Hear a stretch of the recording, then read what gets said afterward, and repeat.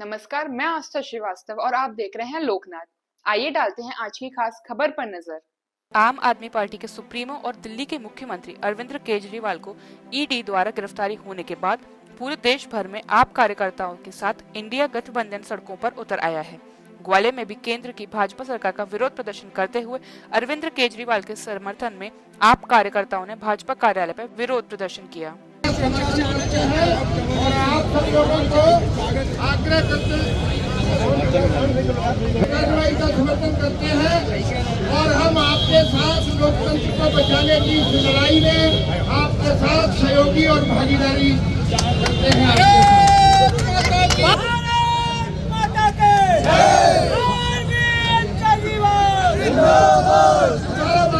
हमारा मानना है कि ये सब पूरा दिया कि अब की बार 400 पार और उन्हें मालूम है कि 400 पार की तो बात क्या वो सत्ता में भी नहीं पहुंच पाएंगे, तो उन्हें डर सत्ता में पहुंचेंगे कि नहीं पहुंचेंगे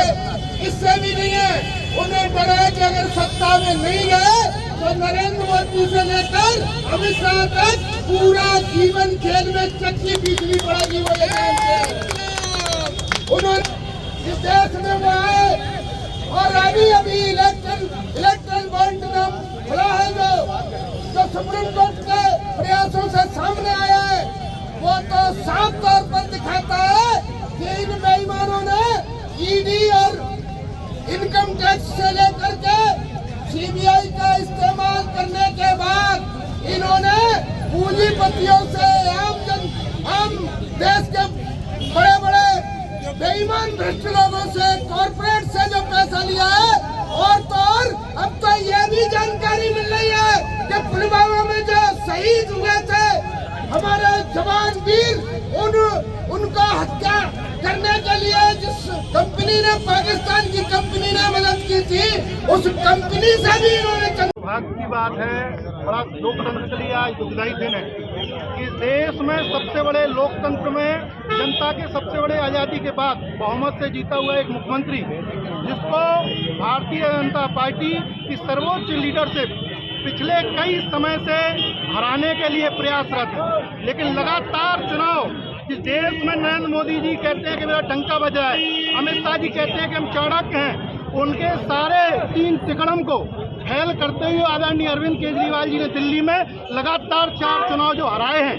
उसका जो शिकस्त का डर है। और आज लोकतंत्र में लोकसभा चुनाव में जिस तरीके से आम आदमी पार्टी 7-0 से क्लीन स्वीप करने वाली थी, तो उसको देख के जिस तरीके से नरेंद्र मोदी जी डरे हुए हैं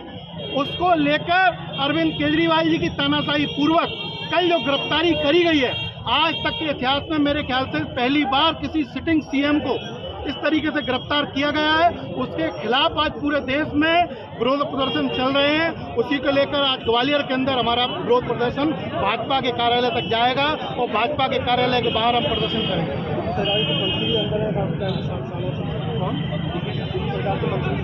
हाँ, बिल्कुल वही मैं कहना चाह रहा हूँ कि एक तरफ ईडी ने पिछले 1 से 1.5 सालों से पहली बार देख रहे हैं किसी पार्टी के राष्ट्रीय लीडरशिप के टॉप 4 नेताओं को एक-एक करके जेल में डालने का कार्य किया गया, जो कि आज तक इतिहास में शायद कभी नहीं हुआ। ये वही नरेंद्र मोदी जी ने एक बार एक सीबीआई को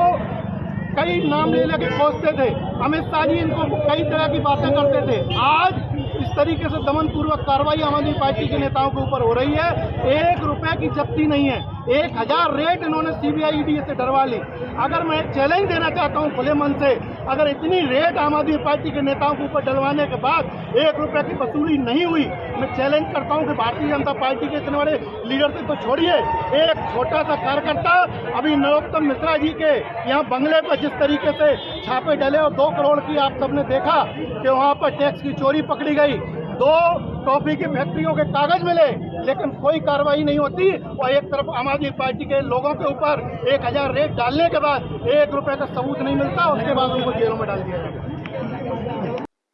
ऐसे ही वीडियोस को देखने के लिए आप लोकनाथ के YouTube चैनल को सब्सक्राइब करें। साथ ही लोकनाथ के अन्य सोशल मीडिया हैंडल्स जैसे कि फेसबुक और इंस्टाग्राम को भी आप फॉलो कर सकते हैं।